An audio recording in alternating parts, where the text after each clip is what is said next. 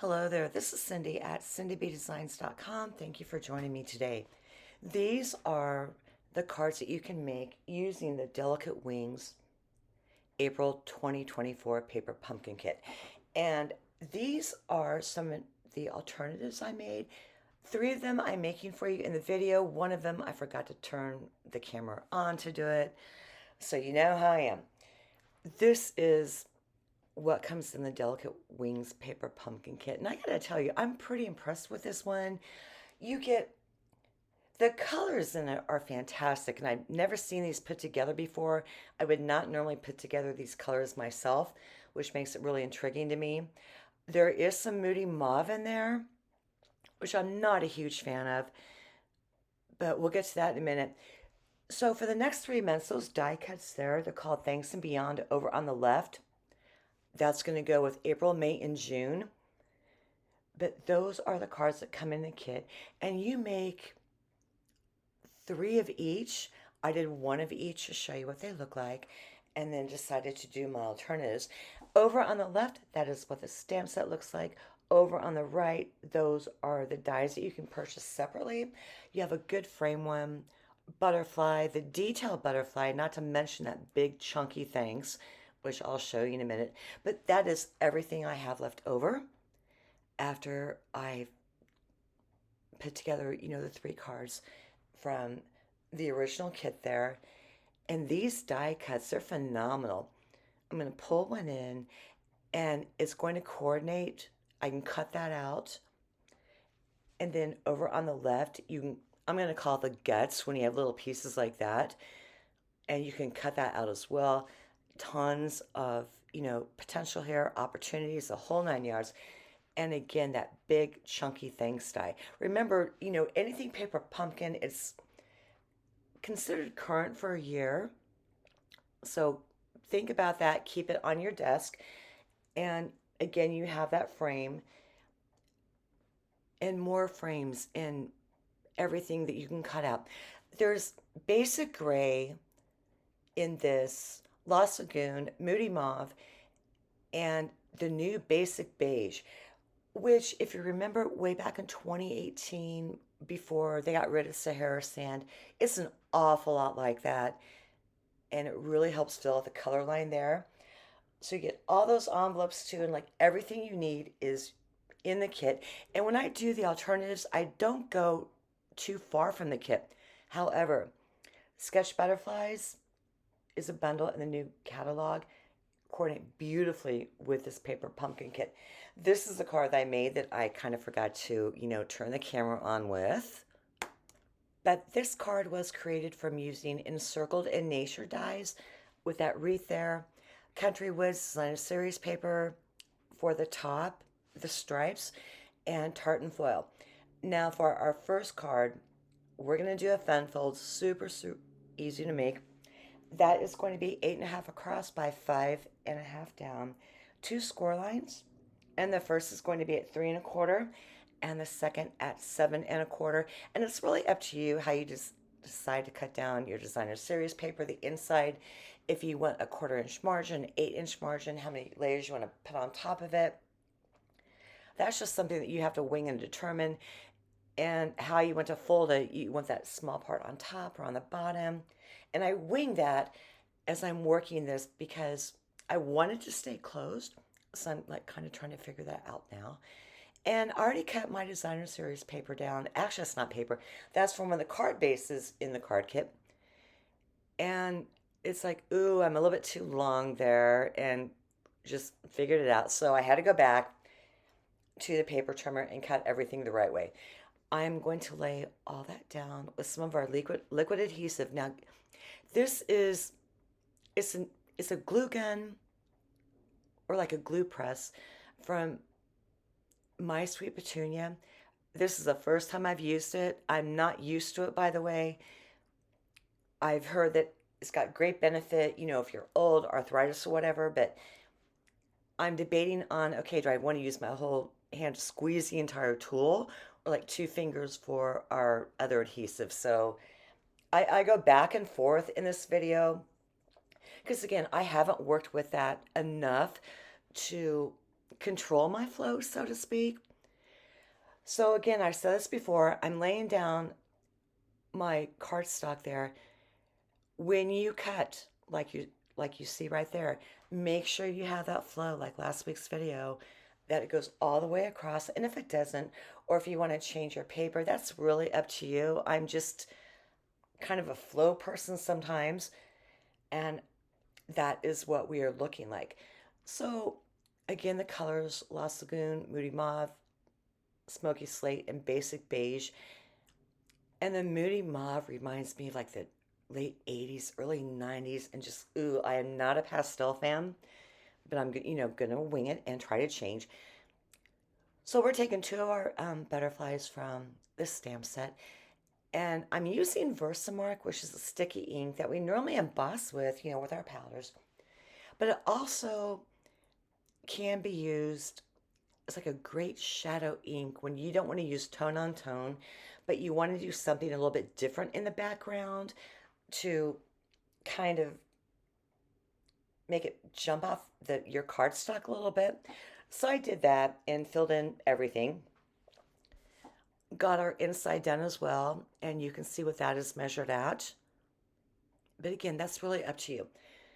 So we are going to move on now and do our inside panel. I'm going to ink that up with Lost Lagoon ink. Make sure everything's lined up, because I am standing on top of this. And then pop that down. And this is the Moody Mauve. We're going to do the large butterfly there. And our inside is done. I'm going to lay that down with some liquid adhesive, and then we will get around to completing the front of the card. So as I'm getting that down, you will want to come back next week. I am going to have 2024 winter and a Christmas project for you to show you. I know the new catalog just came out, but I can't wait to show you what I've got going on for this one.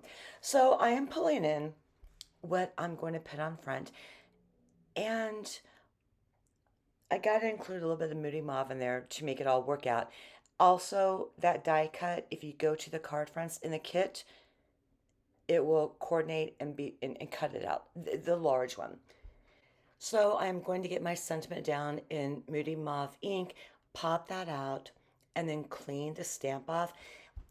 And I'm going to show you, and then pop that little frame out holder to hold, and then start to put the front together tools to finish off this one card here. I got it off Amazon. We also have a new online exclusive. It barely takes up any room coming up in July, less than $10, and it keeps it moist forever. And just go to Amazon and look for, salt holder. You want one with a lid. And okay, so now I'm going to put it together. I'm kind of gauging where I want that sentiment to go, and then grab like a little pencil, mark the back of it so I know where to put my adhesive. And I put like a Y up there. Yes, I could put adhesive on that, and that's what it means to me in my brain. So I put a small piece of tear and tape on the back of the butterfly there, and that is what's going to keep that card closed until the recipient opens it up. And then liquid adhesive, on the back of our sentiment. Not liquid, I decided to use snail this time. And this is where my hands start to get really, really sticky, and you're going to see a sticky mess throughout the rest of this video, because it'll get stickier later on. So I'm going to pop that on there. And this will fit into a standard size envelope. It's still kind of looking naked on the front a little bit. So I decided to add one of the little butterfly, not stickers, but just, ephemera from the card kit. And then just a Lost Lagoon gem to take up some space there on the sentiment. And that is it for our first card. I mean, this is such an easy, fun fold to do. And next card. I am pretty much using, well, all kit contents on this one, except for the brass butterflies, and then the gold ribbon over on the left when we put together the card that you'll see me completely struggle with. And this is where, okay, I got too much glue on the back because, again, I don't know how to control that glue press yet. I should have played with it a little bit before, I brought on video, but it just, that's just how I roll. And yeah, so here we go. I took one of the panels from the kit and adhered it to a leftover card front that I had also from the kit. And that panel is 3x4, so I cut the card, you know, like 2 7/8 by 3 7/8, and then adhere that down. But you do want the glue to go around, like in the nooks and crannies of that, so it's not popping up on you. So I thought, with that card base in the kit, it's white and there's gold speckles on it, I would go ahead and bring in some gold ribbon. And I'm thinking, okay, do I want to tie a bow? Do I want to use some champagne foil? Because champagne is a color. I think they're kind of interchangeable colors if you work it right.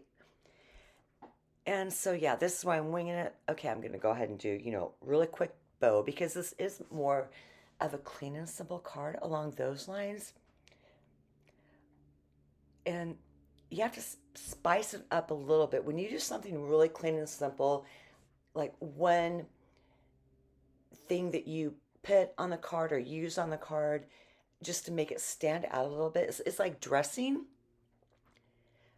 I wear black all the time. That way I don't have to think about color coordination, anything. And that's a horrible habit of mine. But if you were like the right amount of jewelry or a belt or one thing that will zoom people's focus in, that's how you pull it off. And I thought, well, with this ribbon and then the butterflies, that's how I'm going to make this card work. And I think at the end, you're going to see how it does work. So, like I said, I'm really bad about bows on screen. I'm just not, good about that. So I'm getting that tied down, bringing in our image panel again, pulling off the Stampin' dimensionals from that.